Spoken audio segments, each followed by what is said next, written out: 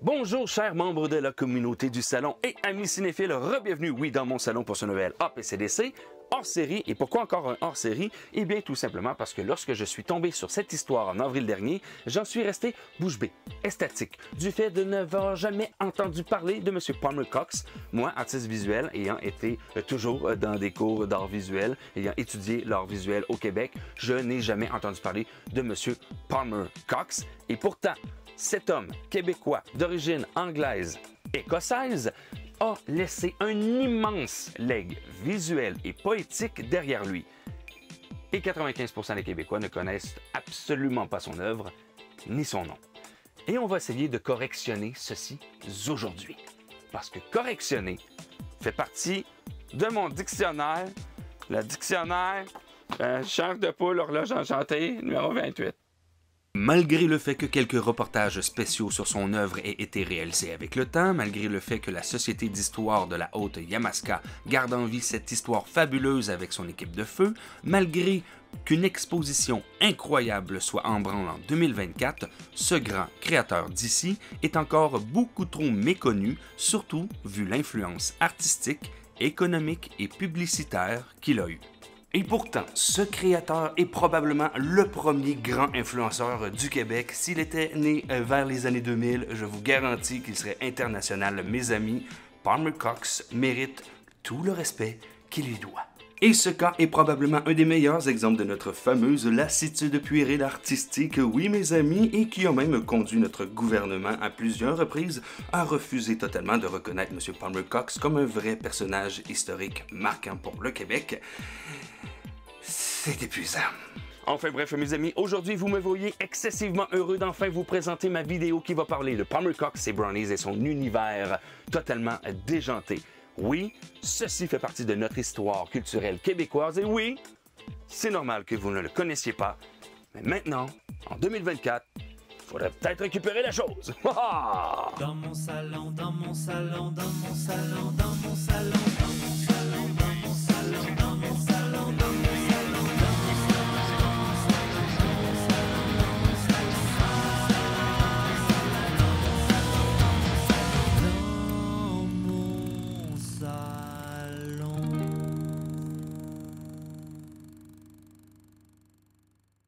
De Cox à Brownies Man.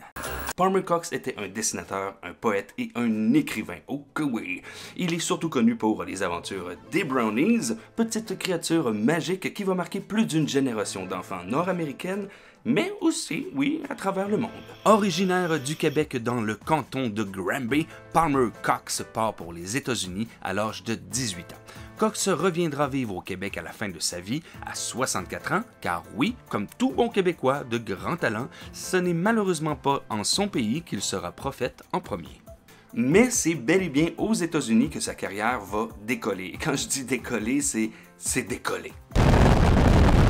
Palmer Cox est né le 28 avril 1840 dans le 3e rang à Granby et il est effectivement, oui, né dans le comté de Shefford. Ses parents étant venus d'Irlande, et bien comme la majorité des immigrants irlandais, ils ont traîné une grande partie de leur culture avec eux. Vers 1858, ils décident de suivre la vague d'immigration aux États-Unis. Effectivement, de jeunes francophones et anglophones des cantons de l'Est vont décider de partir aux États-Unis, comme exemple Louis Cyr.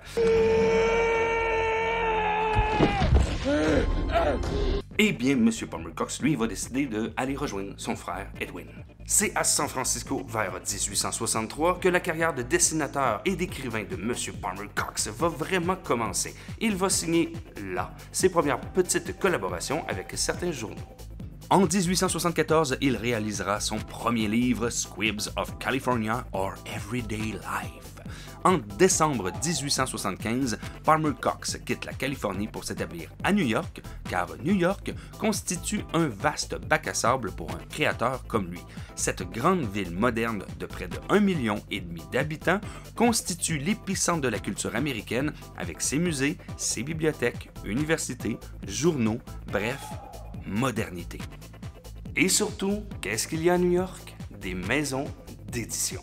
Palmer Cox entreprend alors une petite collaboration avec le journal Wild Oat, et oui, une publication humoristique et satirique très populaire dans les années 1870. Grosso modo, c'était comme le National Lampoon des années 1870. C'est drôle parce que 100 ans plus tard, National Lampoon naissait. En tout cas, vers 1877, il rencontre le graveur et peintre Frédéric Jungling, je suis désolé, qui suggère à Palmer Cox de se spécialiser dans la création d'œuvres destinées aux enfants. Un marché alors en pleine expansion. En mars 1879, le St. Nicholas Scribner's Illustrated Magazine for Girls and Boys publie son premier poème pour enfants, The Wasp and the Bee. Et une fois cette histoire publiée, eh bien, ça va enclencher une collaboration entre les deux, oui, entre Palmer Cox et le journal, de plus de 40 ans, mes amis, ce qui n'est pas rien. Mais aussi la création d'un univers totalement loufoque et original qui va même dépasser l'œuvre elle-même. À la suite de ce premier succès, ses créations vont être publiées grosso modo 1 à 2 fois par mois. Cependant, toujours très préparé, très consciencieux, très organisé dans sa création, il va s'écouler à peu près 4 ans avant The Big Publication About Palmer Cox, et j'ai nommé The Brownies Ride. Mais là, je dis brownies depuis le début, et là, vous vous dites, oui, mais pourquoi tu me parles de gâteau? Oui, et oui, mais ça, on va voir ça tantôt. C'est en puisant dans le souvenir des légendes écossaises racontées par l'une de ses voisines au cours de son enfance à Granby que Palmer Cox choisit de mettre en scène les Brownies. Issus du folklore écossais, ces derniers sont partis de la tradition de la Grande-Bretagne. Les Brownies s'apparentent aux êtres humanoïdes, fées, gnomes, lutins présents déjà dans les légendes anglo-saxonnes, celtes et nordiques. Malgré le fait que les Brownies aient été traités dans d'autres œuvres, comme par exemple, et là j'ai pas le choix de lire, je m'en souviens jamais de son nom, je suis désolé, comme par exemple dans le texte The Brownies de Juliana Horatia Hedwig en 1865. Et malgré tout ça, oui, c'est bel et bien les Brownies de Palmer Cox, son univers, ses poèmes et ses petites touches personnelles qui vont marquer les gens et que les gens vont retenir en fait. Les Brownies de Cox. Les Brownies possèdent des pouvoirs magiques, ne se montrent jamais aux humains, mortellement intolérants au soleil, ils se cachent toute la journée dans les bois ou dans les combles des maisons, d'où ils ressortent à la tombée de la nuit. Selon la tradition, les Brownies s'attachent à une famille et visitent celle-ci la nuit pour y accomplir des tâches domestiques ou agricoles, souvent non terminées dans la journée. Et pourquoi le nom Brownies? Eh bien, on pourrait dire en fait que leurs cheveux sont souvent très bruns dans la mythologie. Et ils viennent d'Écosse. Donc, ça contraste énormément avec les cheveux roux et les cheveux blonds, qui sont très populaires là-bas, en général. On peut-tu dire ça en 24? Enfin bref, M. Cox va décider de prendre le principe des Brownies, de les détourner et de se les approprier. Et comment va-t-il faire ça? Eh bien, en leur donnant des attributs intellectuels, sociétals, physiques et même vestimentaires. Et voilà. Donc, à partir de Cox, les Brownies n'évoluent plus seuls. Et non, ils ont décidé, en fait, de former de petits groupes, une espèce de petite micro-société, approchant un peu de la démocratie, mais qui n'a pas vraiment de chef et qui n'a pas vraiment de hiérarchie visible. Leur vie et but ne se résument plus à aider les pauvres humains secrètement lors de la nuit tombée, non. Maintenant, ils ont soif d'exploration, d'apprentissage sur le monde qui les entoure, les sciences, les découvertes modèles, et ce de façon ludique, comique et parfois étrange, portée sur les poèmes, les chants, la culture en général, de vraies éponges. Et enfin, gros changement, chaque Brownies aura peu à peu soit une nationalité bien distincte se basant visuellement sur les clichés de l'époque, ou soit une passion très claire qui peut être démontrée avec un objet ou une tenue, un costume. On va donc avoir des Brownies japonais, anglais, amérindien, français, canadien, français, mais pas seulement. Non, on va voir un matelot, un dandy, un clown, un militaire et...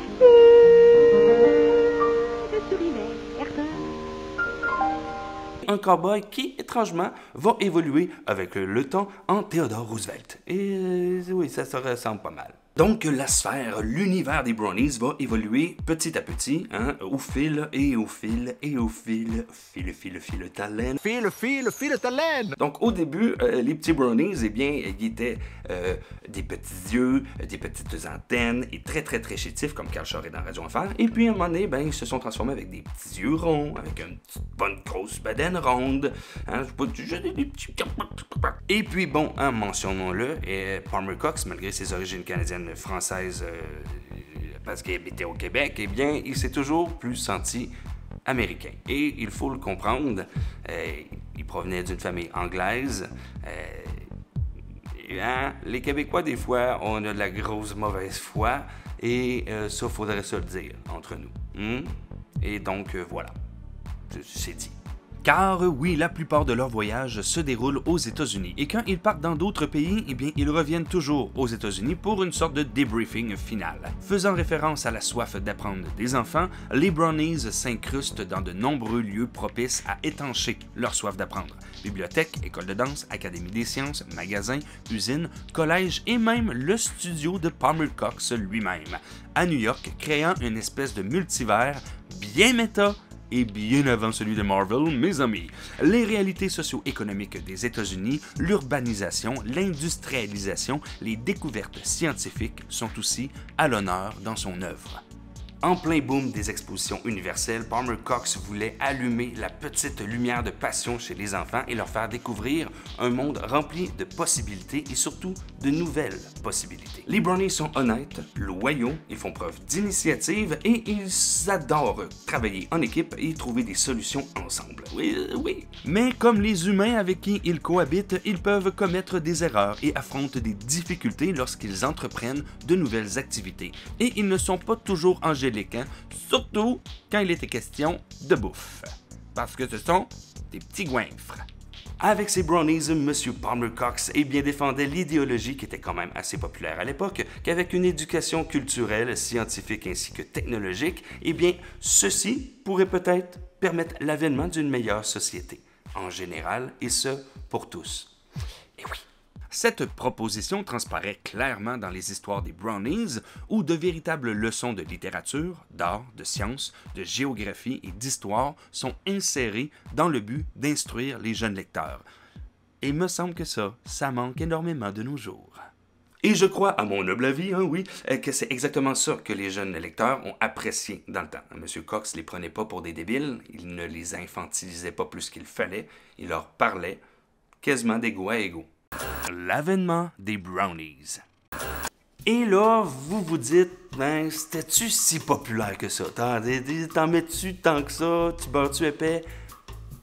Non, je beurre pas épais. Lors de la mort de M. Palmer Cox, les éditeurs ont essayé d'estimer les ventes plus ou moins. Ils essayaient vraiment beaucoup fort parce qu'ils voulaient vraiment savoir combien de ventes de livres M. Palmer Cox avait fait. Je voulais les chiffres parce que c'est un peu mélangeant. Alors, grosso modo, c'est 1 million de vendus entre 1874 et 1924, ce qui fait à peu près 20 000 œuvres par année achetées, ce qui fait grosso modo 1667 par mois de vendus, donc 416 livres de vendus chaque semaine. Il était influent. Le New York Times rapportait en 1885 que le centre-ville de New Haven, au Connecticut, avait été pris d'assaut par 20 000 enfants qui se seraient pointés pour saluer en personne M. Palmer Cox. Lors du passage du Brownie Man, comme on l'appelait, dans une ville de Connecticut, il y aurait eu 20 000 enfants qui seraient réunis pour venir l'accueillir pour souligner son passage. Les tirages des revues et des journaux dans lesquels les poèmes et les dessins de Palmer Cox vont être publiés vont exploser, littéralement. Des millions d'enfants vont entamer alors d'interminables attentes entre les deux publications de Palmer Cox. Oui, il avait des gros fans, cet homme. En 1894, 2 pièces de théâtre seront créées, dont The Brownies, qui aura un succès si intense que le 13 Theatre, où la pièce est jouée, n'imposera aucune limite de représentation disponible. Cette pièce partira après en tournée aux États-Unis durant pas moins de 5 ans, et par la suite, elle ira à Londres, à Toronto et à Montréal. Regardez, je ne vais pas passer par 135 chemins. Non. Les médias, dans le temps, ont catégorisé cette vague. Oui, la Brownies Mania. Vous pensez que je vous niaise? Vous pensez que, reviens-en, gros? Non. Tu sais, nous autres, dans notre temps, on faisait quoi? Des fights Pokémon? À Star, c'est quoi? Des fights Pat Patrouille? Dans le temps, c'était des fights Brownies. No joke. les revues où il publiait ses petits poèmes ainsi que ses petits brownies, eh bien, recevaient constamment des lettres de fans leur mentionnant, qu'il y avait des fan clubs un peu partout à travers le pays, qu'il y avait des animaux de compagnie qui étaient nommés brownies, qu'il y avait des rues qui étaient nommées brownies, qu'il y avait des garderies qui étaient nommées brownies, qu'il y avait même des enfants que leur second nom, c'était brownies. Fait que je crois que ça fonctionnait. Alors que M. Cox est très ouvert à apposer sa patte d'artiste dessinateur pour des campagnes publicitaires et mettre ses brownies sur des produits, la vague est tellement insane que plusieurs petites compagnies, voire même de grosses compagnies, ont profité de cette folie pour renflouer leurs poches de façon souvent tout croche.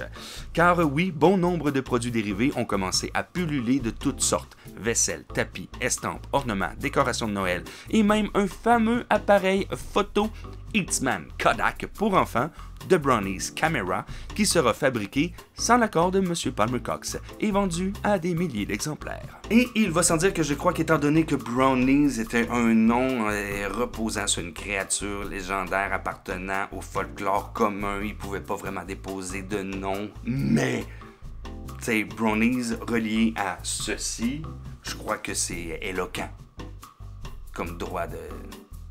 Hein? Voilà. Comme quoi, crosser les créateurs et s'en mettre plein les poches derrière, c'est comme pas nouveau. Hein, Sinor? De petites créatures à petits gâteaux.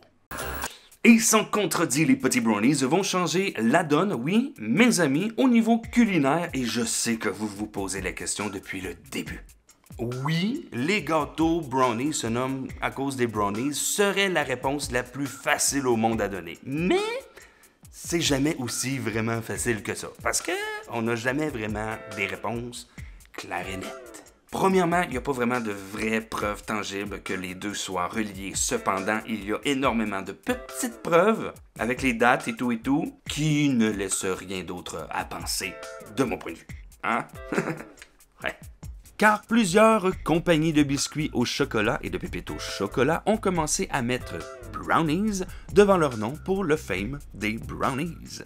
De plus, et c'est bien important pour comprendre la suite, oui mes amis, eh bien, les petits gâteaux au chocolat, oui, si bien associés aux enfants que le nom brownies, eh bien, étaient tout aussi associés aux enfants que les brownies eux-mêmes. Car les enfants étaient surnommés les brownies par les parents, non pas à cause des gâteaux, mais à cause des brownies. Est-ce qu'on me suit? Les petits gâteaux populaires auprès des enfants se nomment brownies, tout simplement parce que les petits-enfants aimaient ces gâteaux et les petits-enfants étaient surnommés les brownies.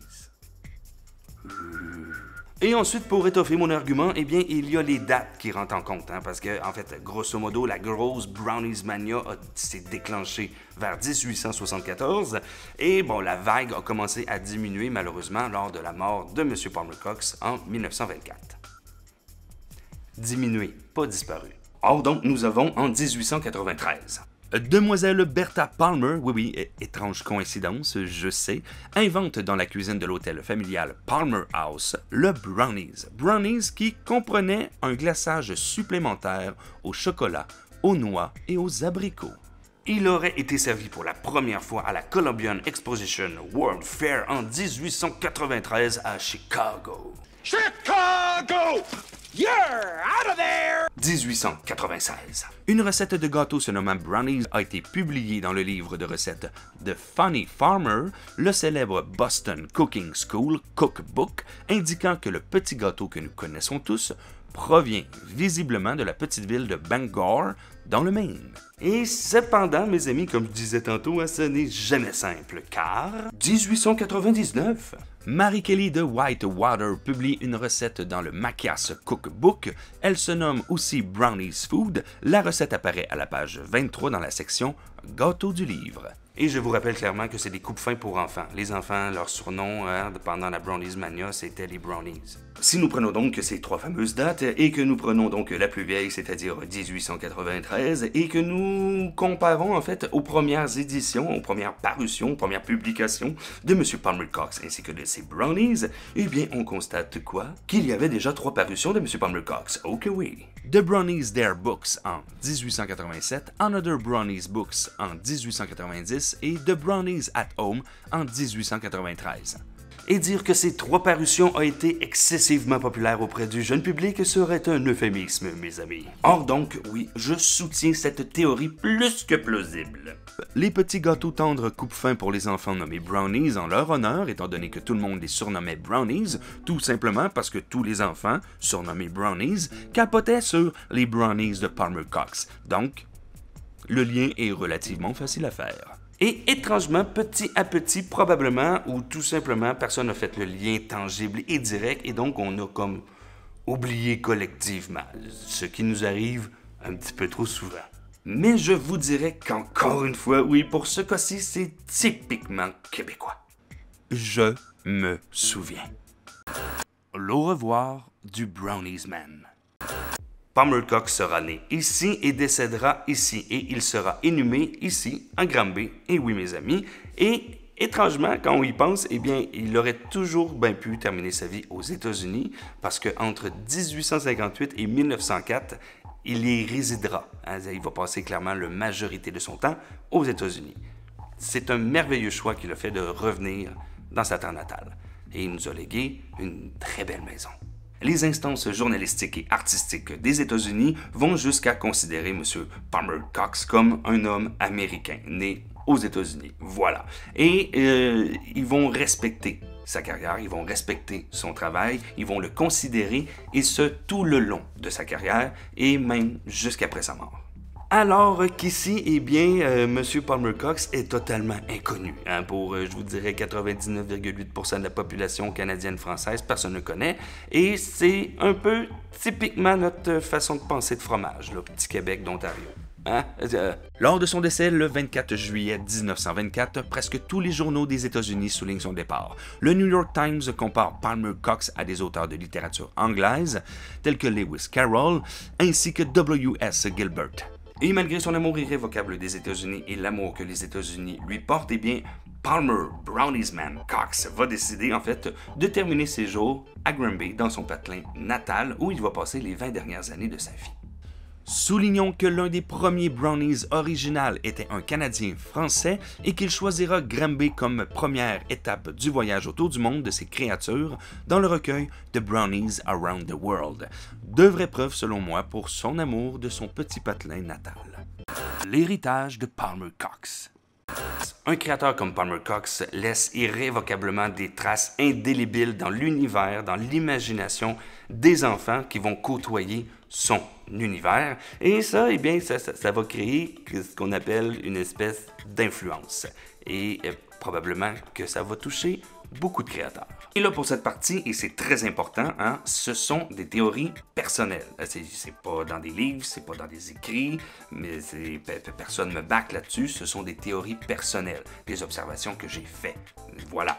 Donc, ça se peut très bien que j'aille tort. D'accord? Donc, ce sont mes observations, mes conclusions personnelles à moi, et fait que si c'est de la boîte, ben, c'est de ma faute. Oui. Voilà. Depuis le début, je vous parle de Palmer Cox, et ce sans vous parler de M.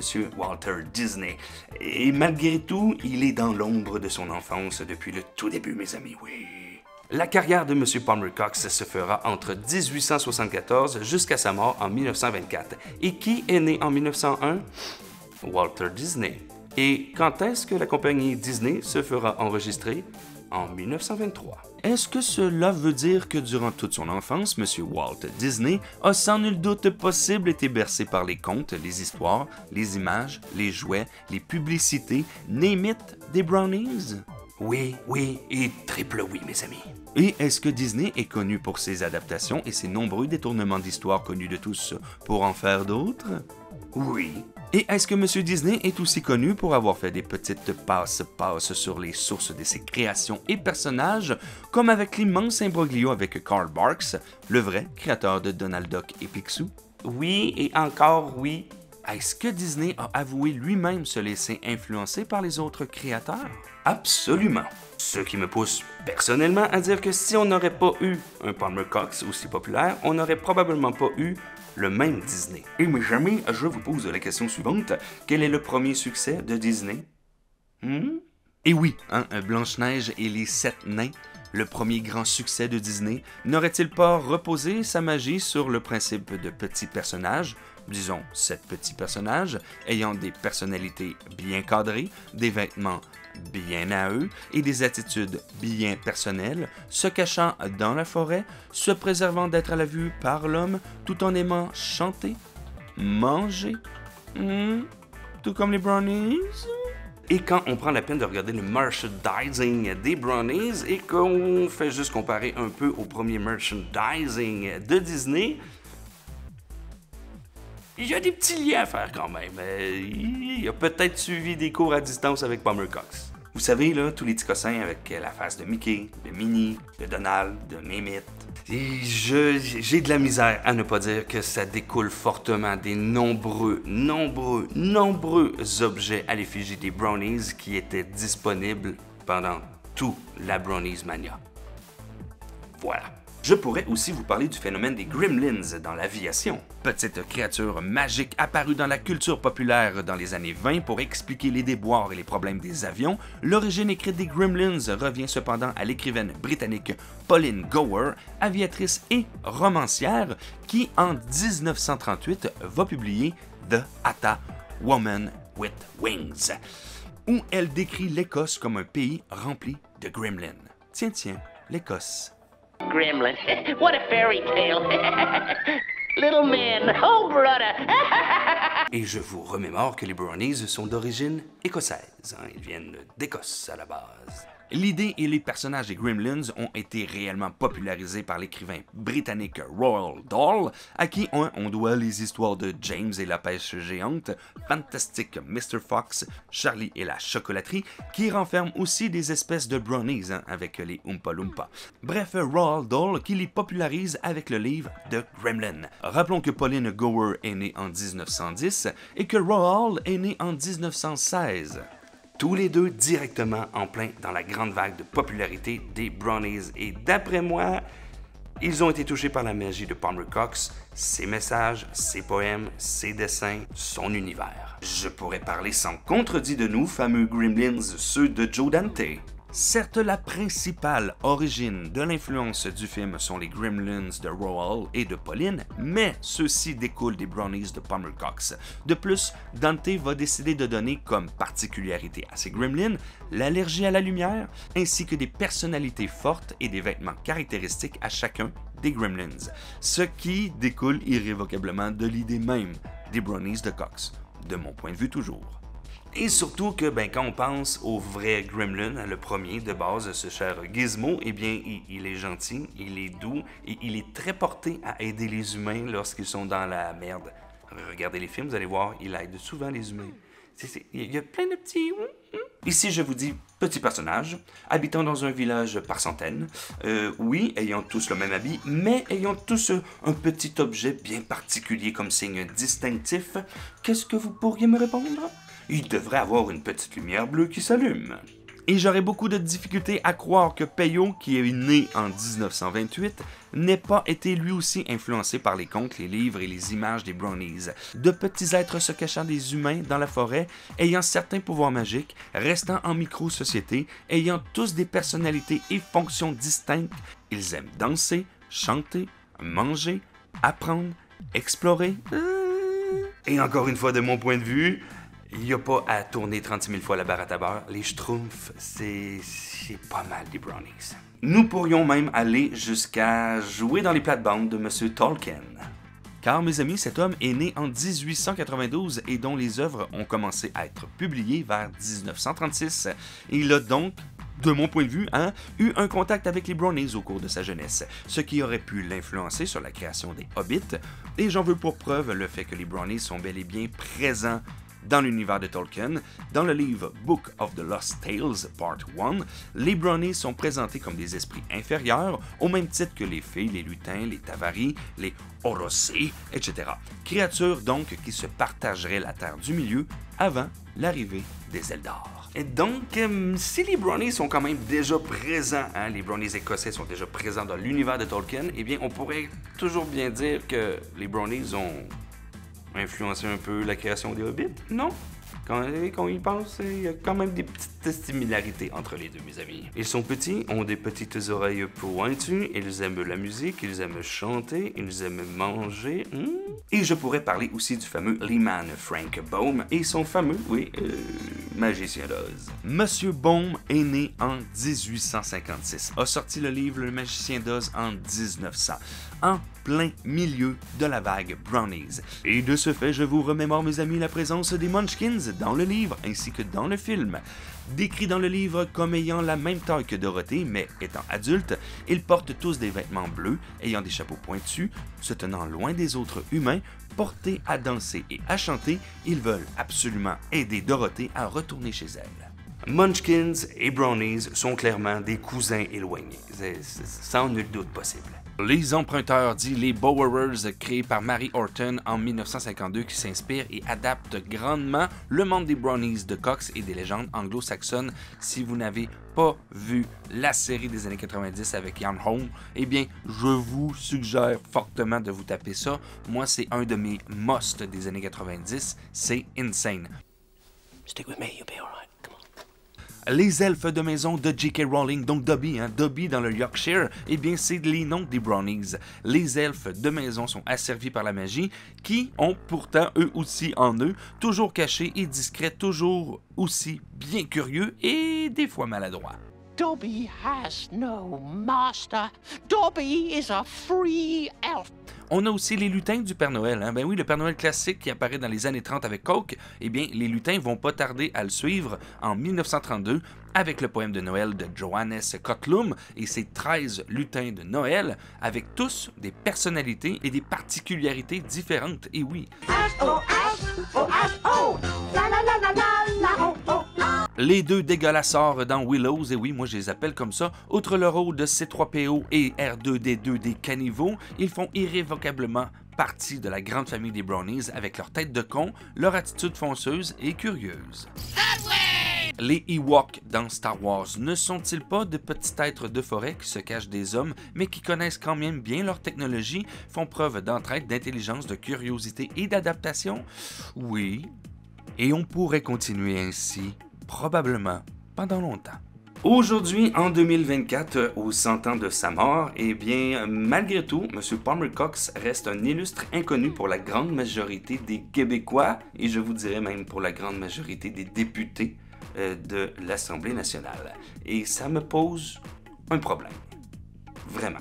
De mon point de vue, encore une fois, est très gênant et très malaisant quand on pense à toute l'influence et toute la création que M. Palmer Cox a fait dans sa vie. Et c'est encore plus gênant quand on sait qu'une demande de reconnaissance de personnages historiques importants du Québec a été déposée et n'a jamais donné suite. Ça vous prend quoi? Qui parle en français?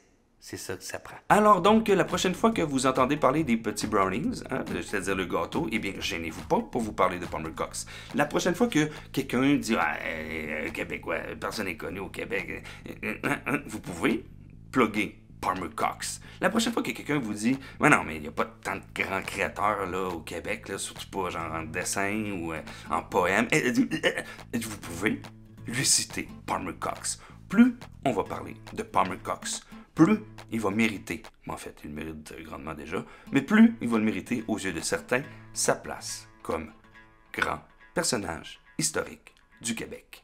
Oh que oui!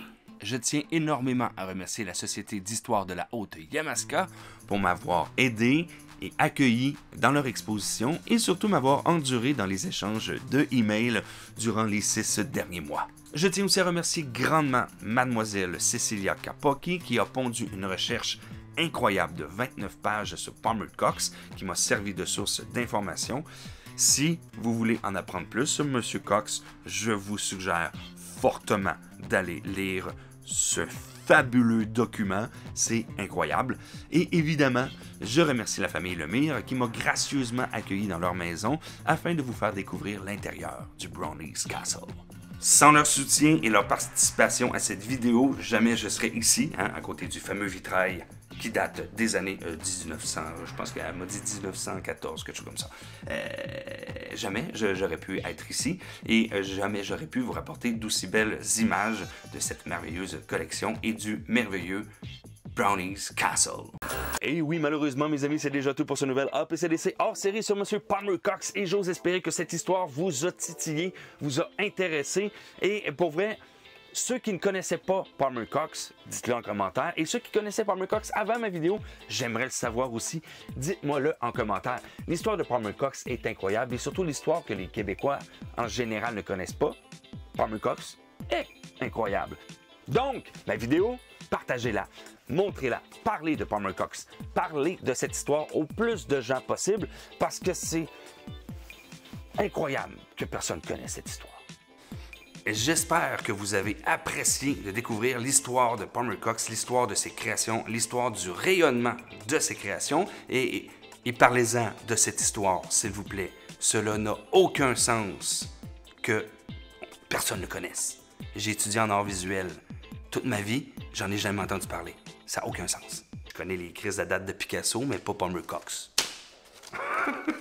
Et si vous avez apprécié ce petit hors-série, eh bien, oui, vous pouvez l'indiquer grâce au fameux pouce en l'air. Vous pouvez aussi vous abonner à la chaîne tout en clochetant votre geste. Le petit Brownies ici, on sera très content, mes amis. Oh que oui! Vous pouvez aussi commenter la vidéo, partager la vidéo pour que l'histoire de Palmer Cox soit de plus en plus connue, s'il vous plaît. C'est quasiment un devoir de Québécois. Ça n'a pas de sens. Vous pouvez aussi me rejoindre sur Facebook, Instagram, TikTok et j'ai un tout petit Patreon. Et c'est ainsi que se termine cette capsule, mes amis, et vous avez compris que je suis tombé dans un rabbit hole. Je suis tombé sur un dossier qui m'a passionné d'un bout à l'autre. Je suis tombé sur une histoire qui non seulement a des répercussions sur le cinéma moderne, mais aussi a des répercussions sur notre imaginaire collectif et qui a aussi visiblement des répercussions sur notre histoire et sur notre fabuleuse capacité à oublier collectivement un artiste. M. Palmer Cox devrait être reconnu à la hauteur du talent qu'il a déployé toute sa vie. Et ma vidéo sert un peu à ça. Partagez-la, partagez cette histoire, partagez l'histoire de Palmer Cox, partagez l'histoire de Granby, du Brownie's Castle. Quand quelqu'un t'offre un Brownie's, tu dis « Oh, tu m'offres un Palmer Cox? C'est quoi c'est un Palmer Cox? Come here, I have a little history for you. »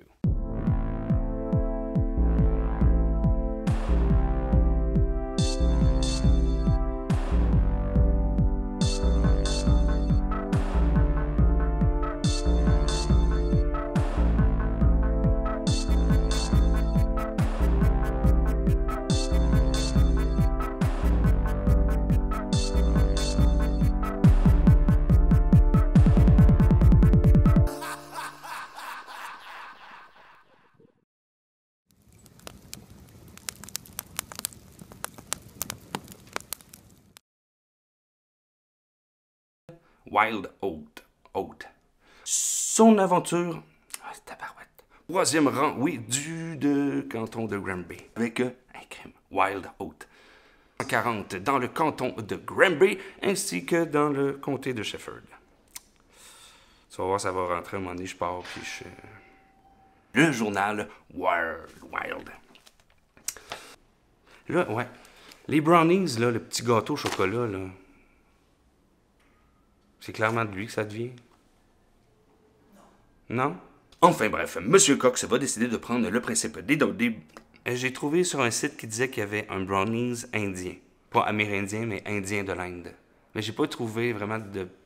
Non, hein? Merci. J'étais vraiment pas sûr, mais j'en vois pas. Okay. Ainsi que... Non! J'en oublie tout le temps un. De Palmer Cox, il ne les présente... Frank... Boom. Et je pourrais aussi parler du fameux Nîmes. Ça sera plus raccord! Jésus. Eh oui, il y en a trop de livres. Ou des fois, je prends une voix de robot sur Internet, puis je change ma voix. Comme ça, les gens sont... OK, tu t'es trompé, gros dommé.